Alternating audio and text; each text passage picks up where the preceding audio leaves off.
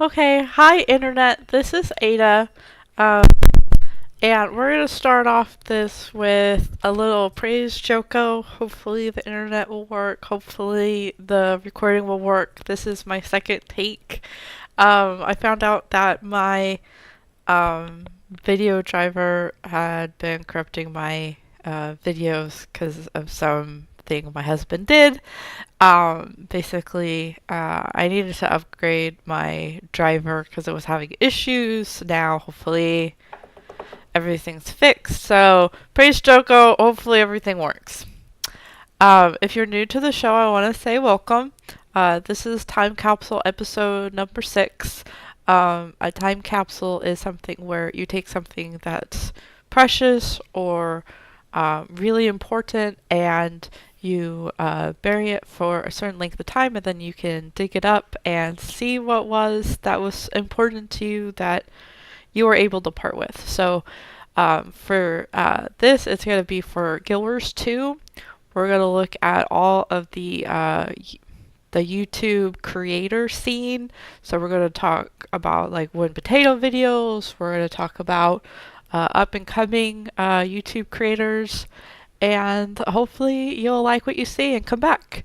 So we're going to start off with loading apparently. This is two enders.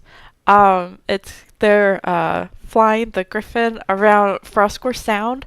I absolutely love this video idea of just showing how epic the griffin is. All of these are going to be in the description. We're going to be in alphabetical order, so next is going to be Peachy. She went to TwitchCon a couple days ago, and now she's talking about her adventures. And then she interacted with Bog Otter today. If anything's really good, usually someone will snip it, and apparently they snipped this yesterday. Then we're going to talk about Ayin. Ayin is my go-to person for every achievement that I might need or anything to keep up with like map completion. I used this one, the Flame Seeker Prophecy, for that third map. I was having a really hard time finding 12 and 13 where all the lights were, so I liked how she has everything queued up. She's also getting into the vistas now. Because it's Halloween, you definitely want to get the back piece. You want to start the mementos. You're going to need some candy corn cobs and that NPC that is near where Mad King says happens. And it's a 3-part collection. So you want to start with the memories, go to mementos, and then memorial. And it's kind of bad wording, but that's the game. Thank you, Ayin, for all that you do. Then we're going to go into Bog Otter. Bog Otter mainly is on Twitch now. When I first started around 2 years ago, I found Bog Otter because I needed it to have, just some general help. And it's still a pretty good guide for new players. But he's mainly on Twitch now. He wanted to share his story about how he became a streamer. When he was a kid, he was a long-term gamer. He was a D&D master. When he went to college, he did drama. He needed to get a job, so he did customer service at the same time. So when he was married and going to work, he got his Microsoft certification system engineers, and he became like vice president of that customer service job. He had a 3-hour commute, but he was just happy that it was just a job. He met a couple people who he still talks with today, who are like moderators in his chat and help him out. 2008, he lost his job. His wife was a physical therapist, so it was real easy for her to ask for more work, and he became the Mr. Mom with a 4 and 2-year-old. He was playing WoW, and he started doing some stuff for Project Lore, and that was like right when YouTube started getting big. He started doing like a Let's Play. that was his inspiration. He just started saying, that he was interested in somehow working for some, gaming thing, and, that whole 7 degrees of separation. He eventually said it to the right person, and they helped him do some game reviews, and then that's when he kind of got started, just doing YouTube and Twitch. So now he does it full time. And then the emotes for bloopers. I thought this was really good. Seeing the drawings bigger. Not every drawing can be cute when it's little tiny, so it's always like a give and take. I think he was saying that the same person draws almost all of the pictures, which is really amazing. A lot of them are really cute. I know I would probably just like to have like one little, like a notebook or something of just all the emotes. But I found this very funny. So even if you don't know Bog Otter, this is a good one to like start with, just to see if you want to be like his sub. You get to have all those cute little emotes. We're going to move on to the 1 minute uncharacteristic fractal. I like how these guides are all around a minute long. I'm still learning fractals. And then we're going to get into chilled socks. Now I found chilled socks on the Wooden Potatoes contest, and we just started talking, and I'm one of his subscribers. He started this week off with a let's make gold, and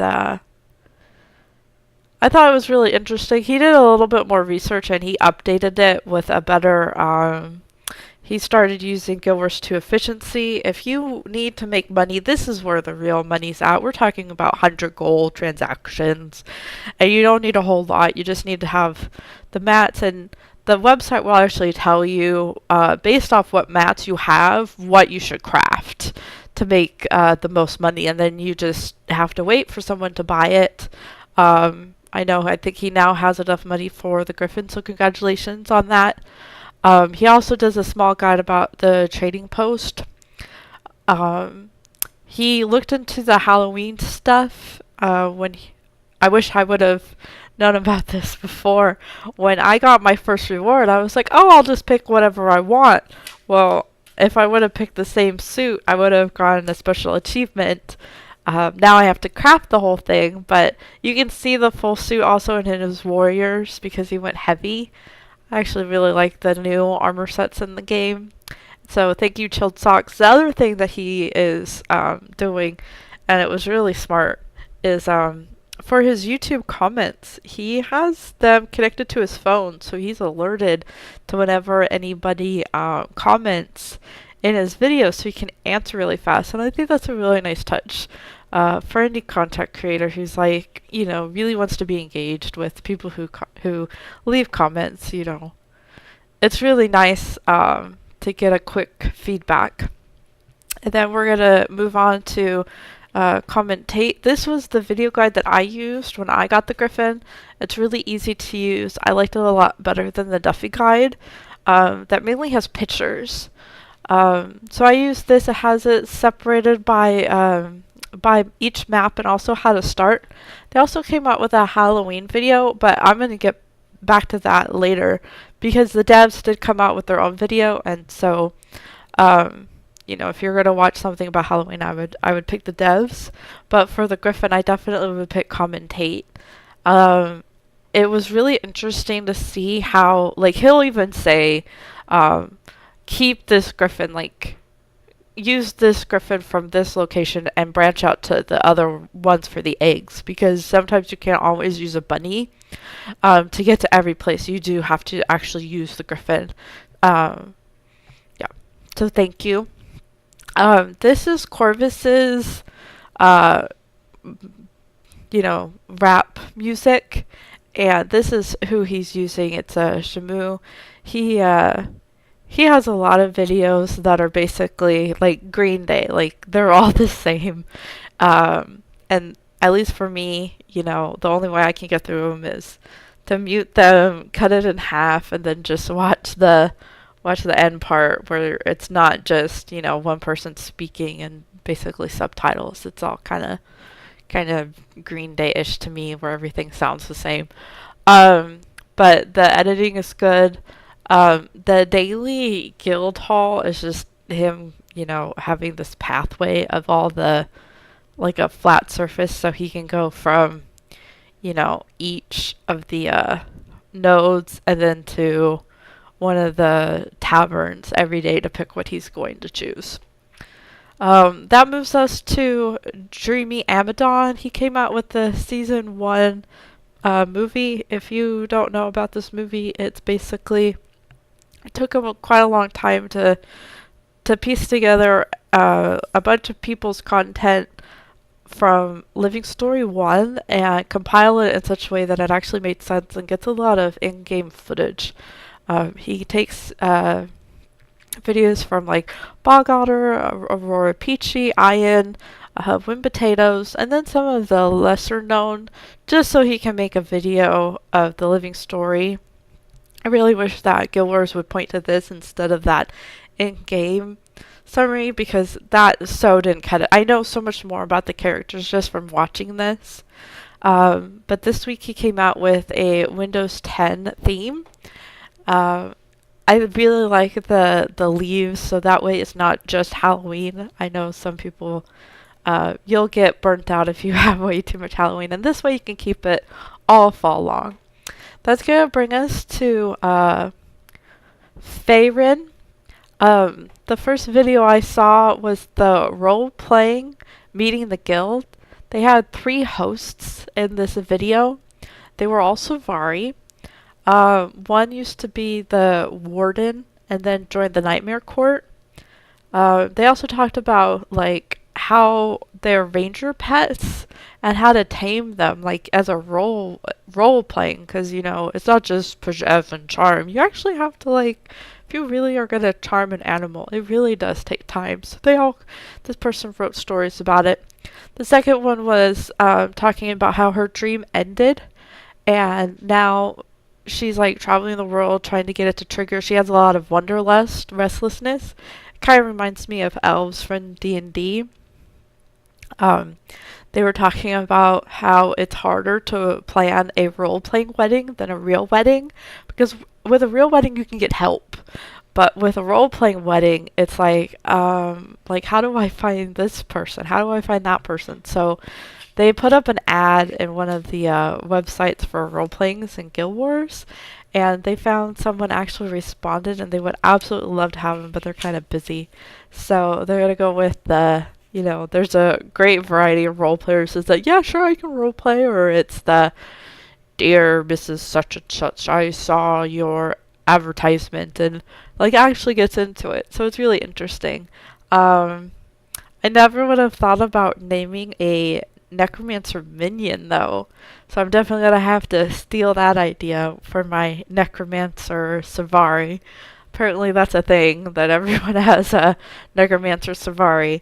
And then also I'm gonna steal from them the idea of having an address from when I'm writing real correspondence, you know, based off my race. So maybe like the home instance, maybe I can be a Safari who lives in Divinity's Reach and have like a really cool address. So thank you for that. Their other videos were about the personal story and like how to choose based off like the options in the game for charm, ferocity, or dignity.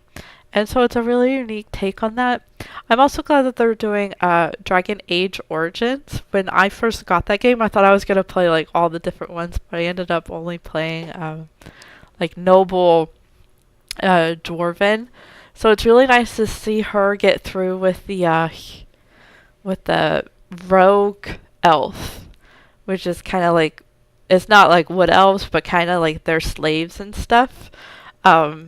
Oh, I'm gonna have to watch this. I'm already behind. But I definitely love the idea. She was saying how when you're checking monsters to like figure out what to kill, you always want to check what the monster's wielding, so you can kind of get a strategy of what to do.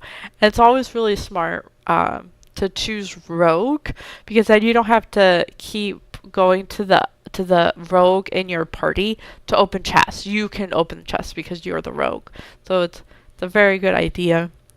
That's gonna bring us to Flamewing 80. Their October update was how they're a college student, but it's more than that. It's actually talking about like the differences in speed for the mounts, like which one you would use for what. Like maybe the Griffin is faster, but it has to be in like ideal conditions. You have to jump off a cliff, and you can't always jump off a cliff in order to use the Griffin. So she talks about how the difference between the raptor and the teleport wolf. So you definitely want to check that out if you're kind of still getting used to the mount idea. I thought it was a really informative video. Then talking about the Halloween mount skins. I listen to a lot of YouTubers. She is one of the only ones who you can actually hear happiness. I got so frustrated when Potatoes started talking about like reskinning, like turning the bunny into a frog. I'm like, I like my bunny. I just want to be able to dye it. And so, to actually hear someone talk about like the personality of the mounts, it was so refreshing. And to hear the excitement, I listen to all these people and it's monotone, and this is the news, and I'm going to give you this. It's like, no, it's mount skins, yay! So if you definitely want to change the pace, listen to Flamewing. They get back really fast to all the comments.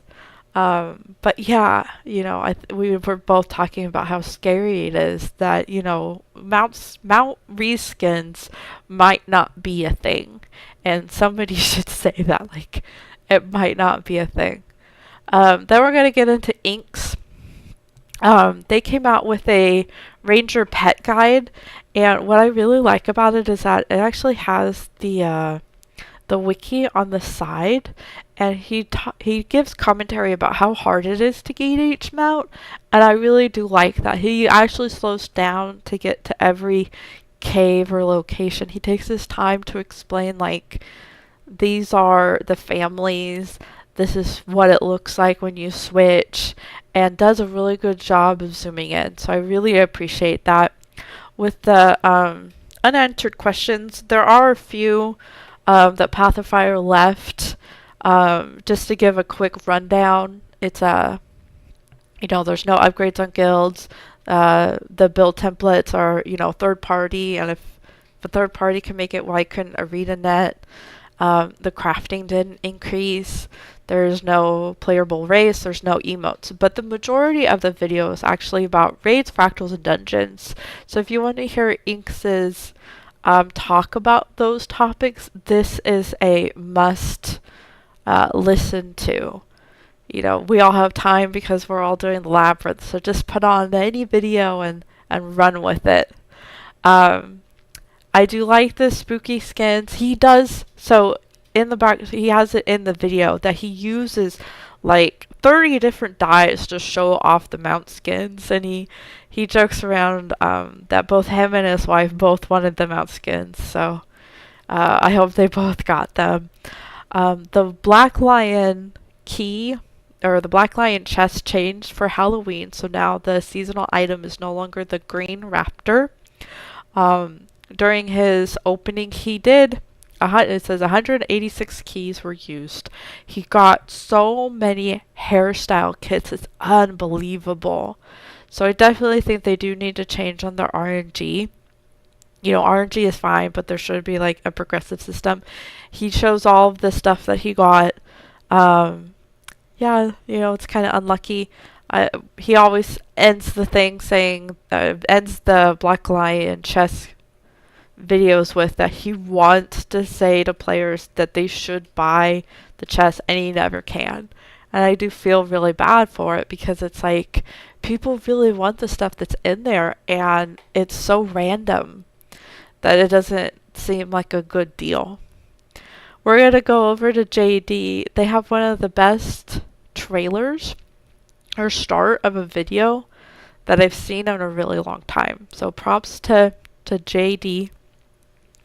Their Renegade series they're doing a series for each of the NPCs for the elite specializations. Unlike HOTS, we actually do get an NPC that talks about the lore of each profession and kind of a look into how it's been in the game. The Renegade strengthens the idea of char and engineers. And you get to find out about who Carla Scorchrager's family is. You know, she's descendant from someone important, so you definitely have to check out that video for that. The Mirage video gave me such good inspiration about the Mesmer and Sand that I actually wrote a whole story about my Mesmer and my Jackal, because the Jackal also is connected with the idea of sand, and so I kind of put them together and I was like, that's a really good idea. So I got that idea from JD, thank you. And basically the NPC who you find on this bridge is also an artist. And I really like that touch that they all have like professions, like they actually have jobs outside of what they are. The Firebrand come from the idea that they want to remove Joko's corruption, and they want to teach the children in Vabi the truth about how Johto doesn't do all those things. So I'm definitely gonna have to have a Firebrand go down to Vabi just to fulfill that role playing and to become a true Firebrand and keep the lore. The next video is going to be about the Spellbreaker. I didn't know that the Spellbreaker was actually Sun Spears. Joko kind of went on a witch hunt about getting rid of all the Sun Spears, and specifically spears in general. So they took off like the head of the spear and made daggers, and that's actually why they fight really close combat, because they don't want people to know that they are Sun Spears. So they're very much more cloak and dagger kind of thing. JD also shows off the haunted weapon skin. He does something really unique to showing off the skin. He can show each direction. So he can do the front, back, and side all on the same screen. And so you can get a really good sense of what it is. I really do like that editing style. I thought it was really unique. Then we're going to get into the Weaver lore and how it is connected to Guild Wars 1. They talk about that elementalist you get in Nightfall and how they fix the personality. Hi, kitty. Come here. You want to sit here? Okay, I hear you. Yeah. Sorry, my little kitty cat is meowing. She's very needy. Yeah, you hear my voice. Okay. You want to settle down? No, come here. Come here, Coco. Come here. I don't even know if the mic is picking her up. She's usually pretty quiet. Come here. Okay. Shh, I'm recording. Okay. So, JD also has an update about his channel. He is on his 20th video to big 20, and he has 45 subs, which is fantastic. He's saying that when he gets to 100, he's gonna do a giveaway, and he wants some ideas. And he's thinking about doing factions because he never got to get through it, and he's really interested in that kind of aspect of the game. Now, as a long-term Guild Wars 1 player, if you are listening to this, one of the hardest things to realize about Guild Wars 1 is that you absolutely need to have the heroes. So if you start in Nightfall, you automatically get heroes, and then you can get off they would consider it like the tutorial Baby Island, which is Istan in this case for Nightfall, and then you can go to other campaigns relatively easily from there. If you pick factions, you're not going to be able to get your first heroes until you get off the Baby Island, but how are you going to get off the island if you don't have heroes? You'll have to play with the AI, and they're not the best. So you might actually like fail the last mission to get off. So if you're going to do, I know that sounds ridiculous, but if you have character slots, make one in factions, do all that you can there. If it gets hard, make one in Nightfall and then just move the character over. The story completely merges once you get off the island. So it's not like you're going to miss a whole lot. You'll just miss, Menlo talking with Cyan, basically screaming at each other, which is pretty funny. Then JD also has the Soul Beast for the Ranger, and how it's kind of lackluster. The NPC basically talked about how Rangers are made and how they went to the desert to just explore and test their skill, and they were about to die, and the Ranger pet merged with its owner in order to save it, and then the Ranger started training other people to do that. So it is kind of lackluster. Bless me. Sorry about that. But I definitely love this series. My favorite, of course, I'm biased, is the Mirage, but I'm definitely going to make a firebrand just to go to Vabi and see. We're going to go now to Cough. I'm not if I'm butchering your name, please let me know. I'll try to fix that. So number 9 is the enemy of my enemy, which is this one. And basically, I like how it feels like I'm playing with her, like she's, next to me. It's not totally like, we're going to do this. It's, we're going to explore, we're going to figure it out kind of attitude. It's, let's look at the art, let's look at all the things that we can interact with. And it's a very nice casual pace of the story, which I really enjoy. Her Soul Beast, she even goes into the art on the hero panel, which is so incredible. But the name that she gives her new pets are really funny. So you'll have to watch the video to see what I'm talking about. I absolutely love all of the pet names. And she uses short sword and dagger with her new Ranger. And basically, she's thinking about making a tankier build, maybe in the future, but for right now, she's really enjoying Soul Beast. Episode 10 is, she actually did, like, the encouraging clapping of all of her minions. She believes in them, and she, gives them praise and everything. It's really fun. When I did this mission, I was actually a minion, and my husband did the story, and he controlled because he was an actual necromancer. So we kind of switched roles there, and I think we ended up only having like 3 left, which is what she had. She only had, I think she used all of them. And then when she did the writing course, she used a teleport wolf, and that was the first time I saw that recording. And it was a really interesting idea because the NPC says to use your raptor. I'm like, why wouldn't it say to use your best writing one, which is, of course, the teleport wolf, the jackal. Why wouldn't you use the best one for that?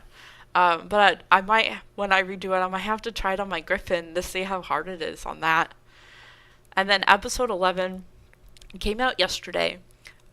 She talked about the difference between like killing Mortimermoth and killing Balthazar. I know it's not like really the same, but basically it's like Krakatork's been awake for a really long time, yet we killed Mortimermoth basically when it was still waking up, and Krakatork is still alive and just got stronger.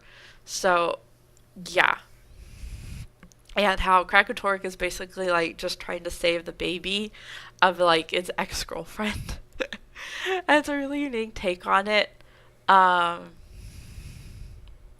and how it's crazy about all the gods. When she ended the story, she did a very unique choice. The whole upbeat, sober, vague choices that you get. She chose something that I normally wouldn't do, and maybe that's just me, but it was really interesting to hear the differences in everyone's choices. So thank you for letting me listen to the end. That's going to move us on to Lord Waffles, the teenager. He has been making way too many videos. I've been watching all of them. It's like the teenager, funny angst type stuff. So he's also in the Win Potatoes contest. I think he's like, in terms of views, he might be like 4th or 5th. So definitely contender if you haven't checked out the Win Potato contest. But Lord Waffles makes about a video a day. We're going to start with the Bayonetta. Let's see. The Bayonetta. He was talking about how, when you're covering a game, that even if the game is bad or the game doesn't seem like it has very good footage, you still need to make a video. So that's what he ends up doing. And he ends up, doing just a small little segment and then just having that go up. The second one is going to be the toxicity, and he's taking the Mirage into player versus player, so you get to see him die a lot, which is always really fun. I don't know what that says about me, that I want to see people die, but it's always really interesting. Then watching the finale, it was actually really interesting, because he was using the sword as a necromancer, and how different that skill 2, I think it's like skill 2, changes with each profession. So seeing him use that for the necromancer was really nice. And he's basically looking during the whole time to try to find Krakator, because he really wants to get like a good close-up of it. So it's really interesting to like hear the commentary about that. Then there's more player versus player. And then the 5 things that Path of Fire did better than Hot. It's a really interesting idea. Of course, Tangled Depth sucks. The meme is finally over. He always, for like a year, he would talk about having t-shirts, but he never had them. So he made a campaign for the Teleport Wolf t-shirt, and you can get that in either the United States or EU, because a Kickstarter did go through. So now you can get your own t-shirt. I think it's only good for maybe another day. Hopefully you guys can still get it. The next one is going to be Don't Pick Colosseum. I did not know that Colosseum was such a bad map, but listening to him, I'm going to ask if there's any other player versus players out there who listen, who can tell me, like, if they hate Colosseum too. If they absolutely hate it like this, it's really sad. I think he got it like 3 times in a row, and so it was just hurtful. Then there was the falling to his death in the Halloween dungeon. He plays a mesmer, and by himself, he tries to figure out how to do all the emotes, but they changed the bar, so trying to figure it out. I think we all have been there. I still have a hard time with that. Then back to Bayonetta, and he ended up finding a boss, but then immediately after, he got into this area where he had to go buy all these lasers and then fight his own clone.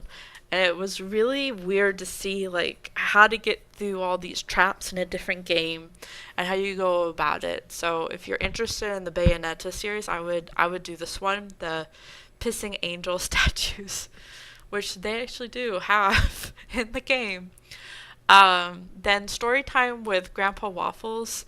I remember my grandpa always saying, when I was a teenager, this is how it was, or this was the great thing about football. So Lord Waffles was saying, when he has grandkids, he'll tell them the best day of his life was when he used a black lion key and got the Hydra staff. And then he finally got to see his name up in lights because he did a rampage in player versus player in Guild Wars 2. So something to tell your grandkids is that you used to play a game called Guild Wars 2, you know, before all that virtual reality stuff. The hairspray videos about Resident Evil 4. Now, I don't know anything about Resident Evil 4, but Lord Waffles basically says that it's killing birds and making things extinct. For someone who's supposed to use guns, there are a lot of kicks to the head. So I definitely like his take on the game, and I hope he continues having fun making the videos. The last one is about the Lunatic Inquisition, and he actually said that one of the issues why he was taking so long to make videos was he was recording both his gameplay and then his voice or his face camera, and that because of some syncing issues, both of them were getting corrupted. So now he has that fixed. So now he can show his face while playing, which is a really nice touch. I don't know if I would ever be comfortable showing my face. Maybe after a while, you know. I think it takes a while to get used to just having your voice out there. I'm still working on that. But a couple weeks ago, Lord Waffles got to 10,000K. So congratulations, dude. You'll be probably at 11 next month, which you totally deserve it. That's going to take us to M for Martha. I found her from the Wooden Potatoes contest. She did a makeup tutorial. This is one of my favorite videos of her. It's getting to know her. She took a magazine, like, pop quiz and kind of just answered it for us. Something I probably haven't done since I was a teenager. It totally took me back. So I actually answered all of the same questions too in our comment section. So if you're interested in learning about like what her favorite book is, which is like Lord of the Rings, you know, you guys can totally like geek out. I think I talk to her like once a day. So it's very interesting to hear. Definitely belongs in a time capsule. Then she also there was a World Mental Health Day 2 weeks ago, and she wrote a poem about how silence of, you know, mental health and getting help is always really hard to overcome, because whenever we talk about mental health, it's automatically assumed that whoever's talking has an issue, and it's kind of like the privacy argument. It's damned if you do, damned if you don't. If you talk about privacy, then it's like, oh, what do you have to hide? It's the same as, oh, you have mental health, or what's your issue? It's not ever a topic that you can just discuss, and you need to be able to discuss these topics because, you know, mental health is something that will affect everybody. Maybe not you directly, but definitely one of your family members. So it's always a really good idea to just, you know, not be silent and just kind of have an open dialogue about it. I do love her poem. It was a very interesting thing, and it was followed up by a vlog. I absolutely love it when someone gets in their car and records them going through on the road and doing like that fast editing. I feel like it's half like time travel, half roller coaster. So I think I actually ended up rewinding a little bit of it and rewatching it because of how good it was. And the music was inspiring. It just fit the mood so much. And I do have to agree, being in nature is not a park. It's being like completely by yourself, or maybe with just one other person and no other sound except for nature. We definitely take it for granted. So if you can, like, just go out to an actual environment for you to be alone in nature, it's definitely something to experience and just take in a deep breath and enjoy. And we all need to be reminded of that. That's going to move us on to O for Onlywrin. I'm sorry, I'm butchering people's names. I do like the take that they showed a wizard. What was that? Oh, that's my husband doing the jumping puzzle. Thank you. I don't know if you can hear him. Okay. Sorry about that. I guess that's a good thing. I'll leave that in. Yay! Woo! Take a screenshot. Open the chest. Make sure you open the. Oh my god, he's dancing on in my in my room. Okay. So congratulations. Yay. Yay. Yeah. Okay. I'm gonna leave that all in. Thank you. So, Onlywrin did a really good take about the Guardian. Everyone's talking about the elite specialization, but not everyone has Path of Fire or even Hot, so they decided that they were trying to learn Guardian, and what better way than just learning base Guardian. So, as you know, I just leveled my Guardian to 80, and so I'm definitely enjoying the build that they talked about. It's working really well. I'm trying it on stuff that would normally kill me with my Mesmer, and it seems to be a lot easier. So I might have to play my Guardian more often. See, okay, we're gonna go to Q now for Q Games. They keep us up to date on all of the Black Lion changes as soon as it happens. They are having a giveaway. They did all of the opening of the chests, and then the spooky mouth pack. I did really like their faux fire video, and I did not want to get the puppy, but the broom, I'm more interested. I got the witches one for the cat, but I do like their videos. They're all roughly, under, 5 minutes for most of them, except for the Let's Play. I really, you know what, I wouldn't even think about dyeing the Griffin yellow. That might be a really interesting idea. But I do like how they keep us up to date on all of our information, and he thinks he does like a giveaway like once a week, which is really cool for someone who's, tiny. That's gonna bring us to RPG Alex. I watched his stream on Monday. He was actually able to do the jumping puzzle like one after another. He's a pro at it now. And he talks about his experience. 2 weeks ago, he shows off the beautiful over the flats mastery point, that picture of the floating sky. He also talks about the unidentified gear and how you might be missing out on a lot of money if you're just salvaging it. You definitely want to check this out. It's short, it's sweet, it's Alex. He also shows off the funerary weapon collection, which is from the bounties. If you collect enough of those rewards, you can get really nice snake and sand weapons, and I want that focus. I like how it basically is dripping with sand. I think it's really cool. They also were doing the Griffin.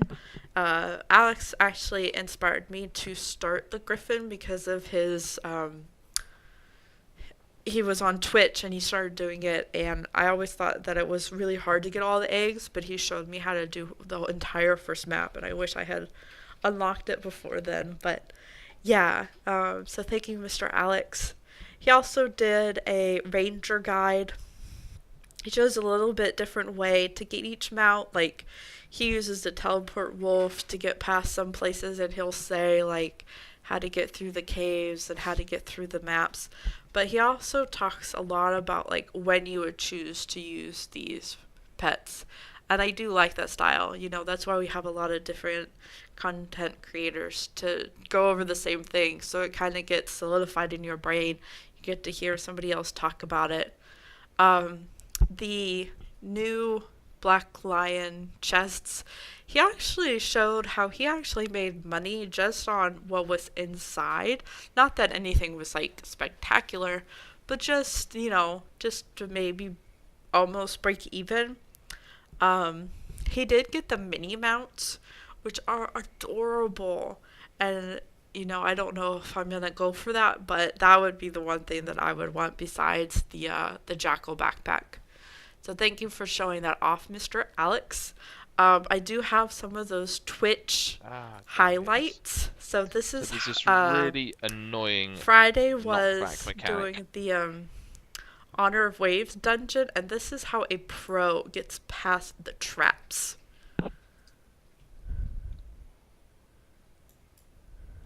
Oh, why don't I have sound?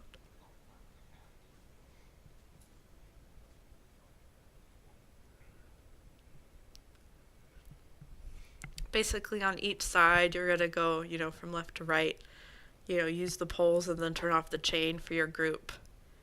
Very serious face. So thank you, Mr. Alex, for that. This is him having fun. I'm gonna leave all these in the description so you get to see his reaction. This is him doing the jumping puzzle. That's gonna lead us to Roski. They're doing a short story of, you know, little tiny events that you might have missed. The Oh Shiny is so funny, the little scrit.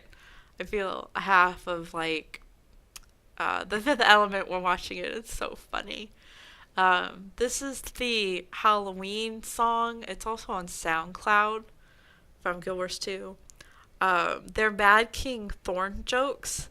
It's very well edited. You actually can hear all of the laughter. And then he also has subtitles up. So it's very easy to read. The Raven Tonic, the Endless Raven Tonic, I don't know if I'm going to go for that. Kind of depends if I get a better, you know, if I get the drop for the bats or the tonic. The Endless Bat Tonic, I think it is. This is my favorite story so far because I've never seen it. Basically, it's a story about this group of people who want to kill you, and there's like a Mesmer, a Char, and something else, and the Mesmer is like a Krogan trying to sell you stuff, and then you're like, this doesn't work, and then she tries to kill you. It's really funny, and they're all over the map. And then you get to fight all of them at once if you find their, like, cave or something. So it's really interesting. The Mighty Ula, I've probably done this event countless of times, but I never realized that the cannon actually comes from the eyes, like, up at the hero point. They're shooting at us. And I never would have realized that if it wasn't for this video. So I definitely want to give a big shout out to Roski. So thank you.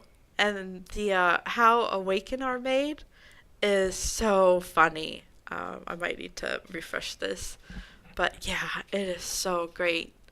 So I definitely love the series. I have the bell on, so whenever they make one, I'm definitely there. Oh, this is the flight. Oh, I hope I don't get a cutscene or something. Okay, just gonna stop that. This is the flight. It's just showing the griffin going around the world, seeing how it flies and stuff. I thought it was very pretty. That's gonna take us to the Herald. I am a officer in the guild, and they came out with 2 videos this past week. It's going to be the Savaring Fashion Wars Top 10, and at the end is the Guildies. Yay! So you get to see, I think one of my favorites is the almost pure dark Savari, but you have to watch it. And then also the Q&A. I love her choice of, someone asked her who her favorite voice actor was, and her choice is perfect. I absolutely love it. But you'll have to listen to the whole thing. She also gives a alternative to some of the dye choices she has throughout the videos, and especially for permafrost white. And you know, she also shows a lot of the guild stuff. Is that your second time doing the jumping puzzle? Bro. Oh my god, I hate him. On your account. On my... Okay. My husband's very good at jumping puzzles. I'm glad. I'm just good at farming. That's gonna take us to Yuri. They have been making a video almost every day, so we are going to start with a look at Halloween. And one of the things that I noticed first off with Yuri is their thumbnails are so good. And one of the reasons is because Yuri actually is an artist. And I remember in college learning that if the people that you want to get into computers are artists, you take someone who already has that skill and then you just add the computer to it. And it's so much easier than taking like a computer programmer and trying to teach them the art. It's, some of them are counterintuitive. You definitely need, we definitely need more people who have different skill sets to be in computers. And I'm really glad that they're starting to do their YouTube channel so that I can continue seeing their art grow along with the YouTube skill, and just art in general is it's really cool to watch. So a look at Halloween. First, and this might be me being evil, but it's always entertaining to hear someone have fun or to scream and to have emotion.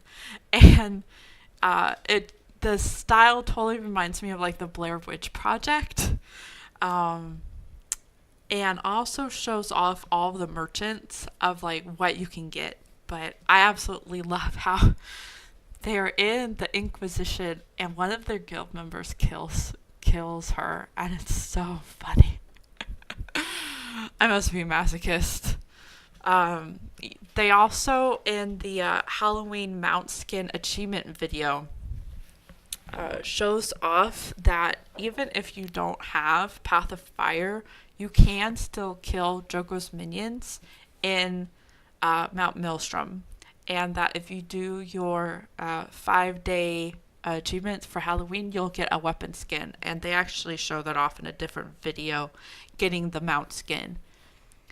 The next video I'm going to talk about is their level 20. They have all of Shurin, so listening to the personal story for Shurin, they actually point out a lot of the minor characters that show up later in the personal story. And I remember when I first did the personal story, I was like, who is this person? It sounds like we're supposed to know them. And you do if you make an Shurin character. So it's a really good take for all the personal story ones that Yuri's done for the Shurin. Talks about all the lore. I think I learned more about using a griffin just from watching the video than I did during the Wind Potato Spotlight. So definitely just like a reacts, full energy kind of thing. It's kind of weird. Now, the Mr. Grimdrops, I would not have noticed him, the invisible pony from Guild Wars 1, if it wasn't for this video. And I ended up looking for Mr. Grimdrops in the race, in the labyrinth, and I found them, and it's so fun. And then the day 5, you find out who the Korgan is, who's asking for candy corn. They actually are somewhere else in Tyria. So you'll have to watch the video if you want to find out that. Also, they show off the Scepter of Thorn, which does all the jokes and stuff. So I definitely love this video. This is what did you do the jumping puzzle again? Have you gotten anything yet? Yeah. Okay. I'm sorry. I'm not going to edit any of that. You guys get to listen to my husband brag about doing the jumping puzzle. Apparently, it's now gone to a science, and It's easy. yeah. Okay, so if you're gonna watch one video of Yuri, I know they would probably say the Pink Day in LA, but I would pick this one. This is probably one of my favorite videos from them. I still have to watch the 8 hour. That's what I'm going to plan on doing tomorrow. That's why I want to put this out tonight, so I can watch this. The Pink Day in LA. Very good cause. And then, they were able to craft all of their armor They ended up getting all the leather, which is really sweet. You know, on the Discord we're talking about Pokemon and talking about Guild Wars 2. So yeah, if you need help, you know, just they let most people join the Discord. You just have to be respectful and yeah, you know, definitely part of the community. Absolutely love the videos. So that brings us to Zen. Their official Halloween pack is very, very fun. It's all in good fun about spooking bones and how to dye them. It's just something nice. Okay, so that leads us to the Win Potatoes videos. We're gonna start with the super Q&A. The only thing you need to know about this hour and 13 minutes is that he answered my question. That's it. Done. No. I am going to go through some of the questions that he poses.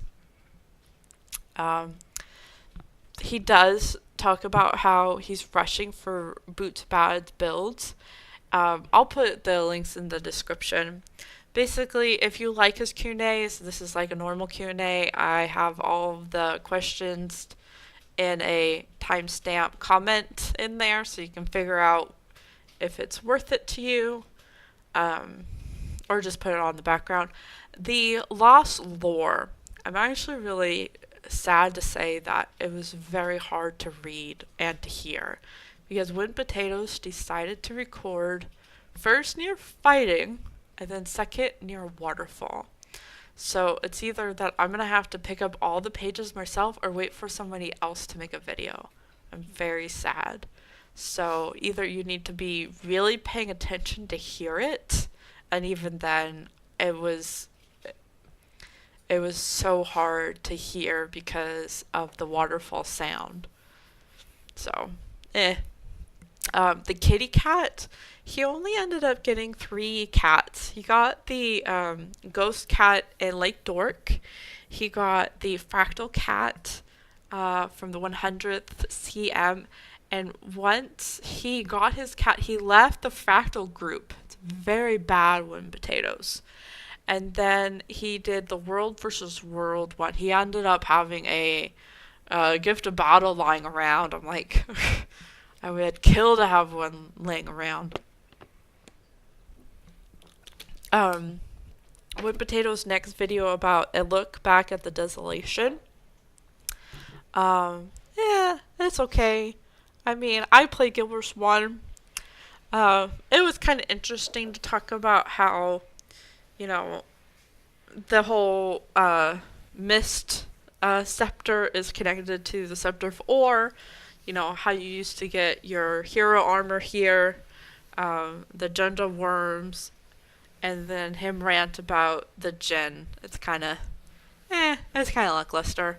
The mount skins, you know, he basically was like, why aren't they reskin? Which I don't want reskin. But he also talks about how 4K is coming to Guild Wars 2. They're finally going to update it so where if you have the capability to do 4K, Guild Wars will look that much prettier. The next thing he talks about in his first mount skin video is how the old skins are back for that back piece that, you know, Ayin has a collection for. Also, the connection between Joko and the Mad King is preserved with killing of the minions. And then also how in the patch notes there is now a warning for the event for the Flameseeker prophecies. So you now get like a 10-second warning time. And how if you go to your home instance, you will actually see Path of Fire NPCs in your home instance, which is really cool. And also how player versus player now has a celestial option back for their sigils, and then how you can skip the prologue of the thing before getting on the airship for your Path of Fire start for your alts. You have to do it at least once before you can like skip that. The Griffin skip. I found so much more useful information from Yuri and the other 2 videos this was really lackluster. I really like the other mount spotlights, but I can't recommend this one. The radio tool, if you're keeping up with Talking Script, you already knew about it. And he basically takes up half the video reading the same comment about how he can keybind his mounts. Keybind your mounts. Done. You saw the video. 10 hours. I'm going to have to watch this. So this will be in the next video. So there you go. I saved you a bunch of time from listening to Win Potatoes. So you can just watch this one. And then if you want the kitty cats, go watch Inks. They're all like a minute long. And much more helpful about where to find the items. So that's going to bring us to Talking Script. Episode 142 is about how the Guru website is going to be, for Guild Wars 1, is going to be coming down on December 4th. I'm really sad about that website. I think I used that a lot for a lot of the trading I still do in Guild Wars 1 if I have anything. You know, if you get a miniature, if you want to sell your farming, especially if you're doing large transactions, you basically live on Guru website.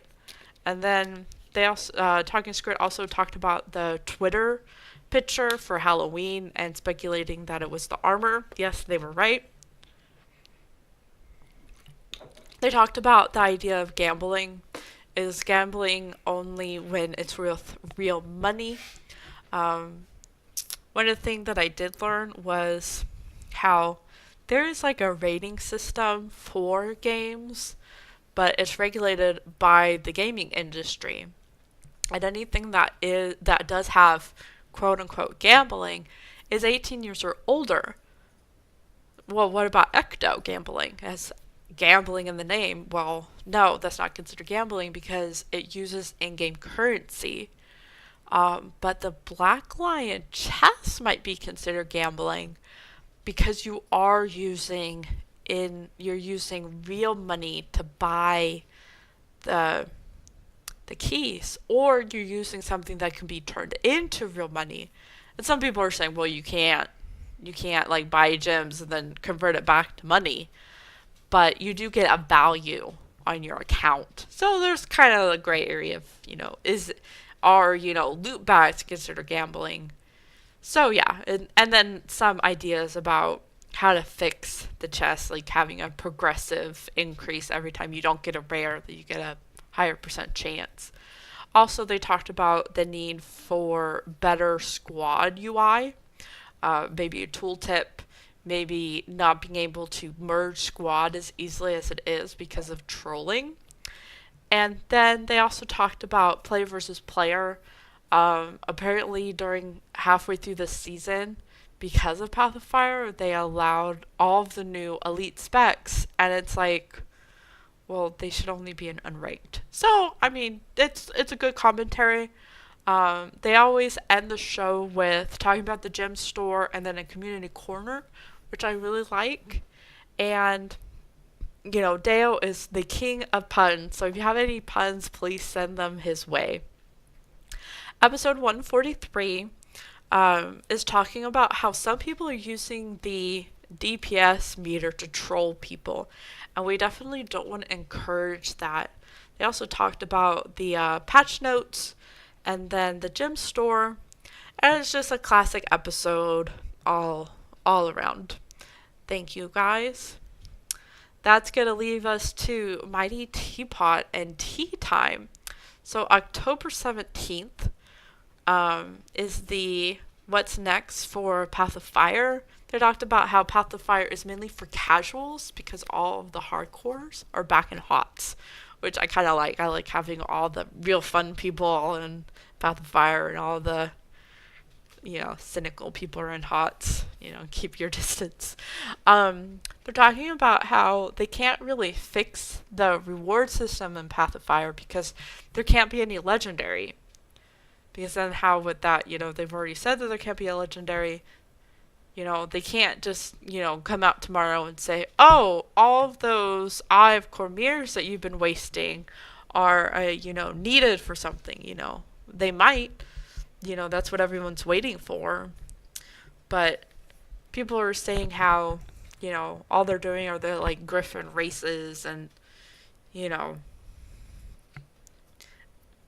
I don't know. It's kind of like, I don't really do everything for rewards. I'm definitely an achievement hunter though. So, you know, I absolutely love Path of Fire. I think it did everything right. Now, Deroir did bring up the idea that even if they did come out with like a dungeon on every single map, or they came out with like a dozen fractals, that's really just a short-term band-aid. They really do need to come out with more rewards, more things to look forward to, instead of just waiting to say, when are they coming out with new legendaries? When are they coming out with more? They also talked about Guild Wars 2 efficiency, how only 10% of users of Guild Wars 2 efficiency even have raid insignias. And when you think about anything of an external website, you know, even YouTube, you know, there's more people who play the game than are subscribed to Win Potatoes. But if you use the subscription of Win Potatoes as the guide for how many people are active, yeah, that might be the 10%, which is kind of scary to think. You know, that there's so little people who actually raid, and so why would they make content for such a small percentage of people? Then they changed their attention over to how Spellbreaker, which is supposed to be the counter to casters like Elementalists or Necromancers, are melee. All the things are melee, but the casters are at range. So it doesn't really feel like a counter. So, yeah, it's a different take. They also talk about how the Ranger Soul Beast has a bug. You'll have to watch the video to find out what they're talking about.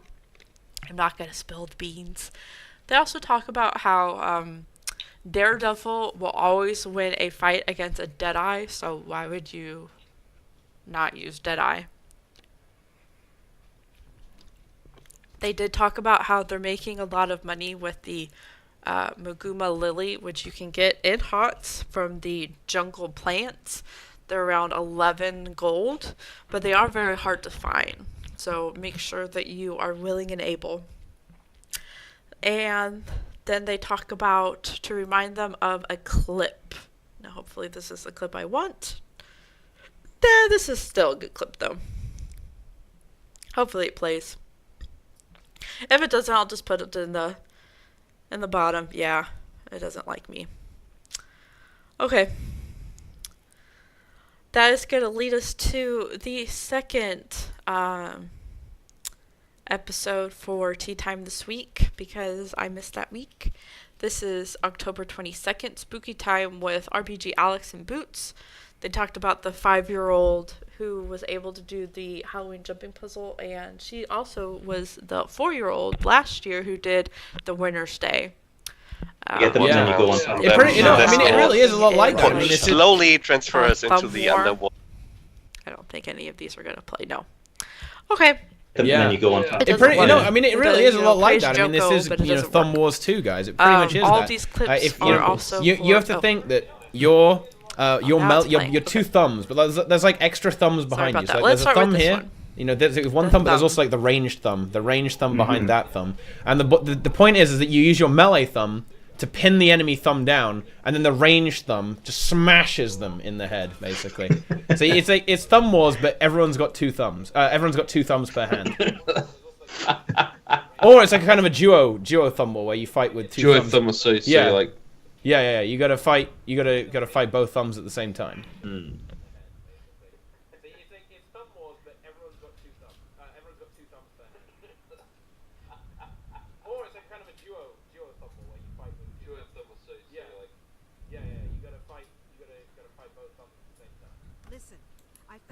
So there you go.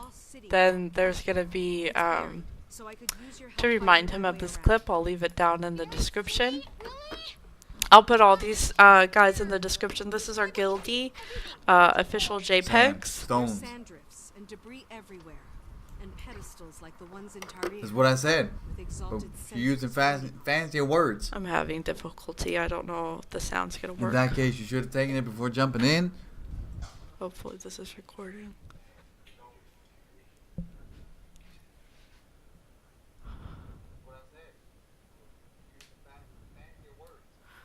Can you hear him? Yeah, here. Oh, I have.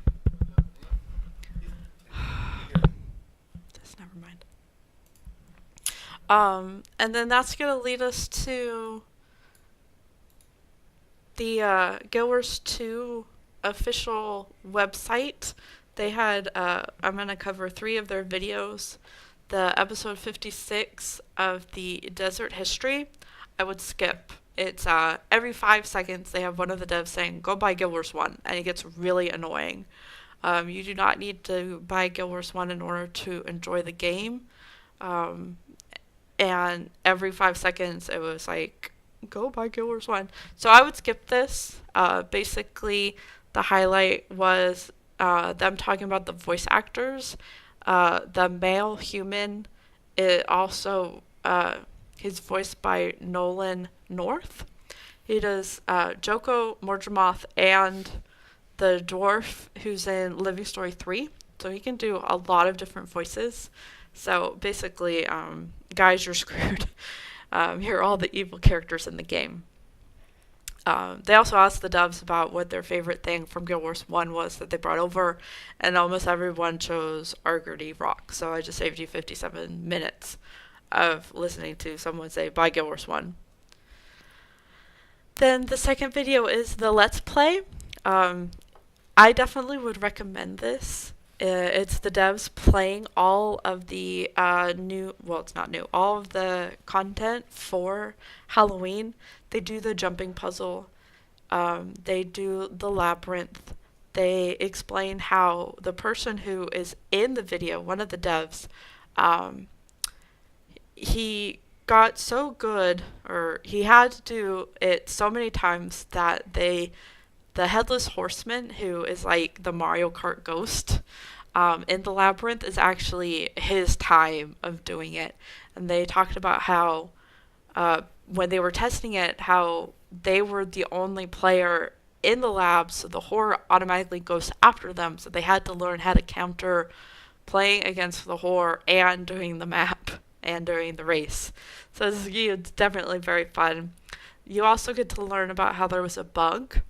The Lich would kill the foes and then steal their health or heal himself. Well, he would kill the horror. So apparently last year that was a really big thing. How if you were fighting the Lich and the horror would come up, that would be like the best thing ever, because then the Lich would just kill the horror and then you would just need to kill one. So it's really cool. They also got asked what class is the Mad King, and in Guild Wars 1, the Mad King is characterized as a warrior because of its warrior dance. But in Guild Wars 2, he does not have a profession. You also get to find out that someone asked, why is it a clock tower? And their answer basically was, the Mad King needed to know what time it was. There is no real lore about why it is a clock tower. But they do show, it's one of the funniest things about the Inquisition was, during the live stream, everyone ended up killing the hosts. Even though they were the ghosts, they got all these villagers just basically camping out one of the ghosts, and I've never seen that. It was actually really funny. Now 6 hours ago, they did have their showcase live episode Halloween, and it's basically people have to submit either their drawings or their videos or GIFs showcasing Halloween and Guild Wars 2. They also show off a lot of different styles of art. So they have the ink, because it's Ink October. They had a lot of submissions from that. They also have this cute little plushie on the video, and they're pretty good hosts.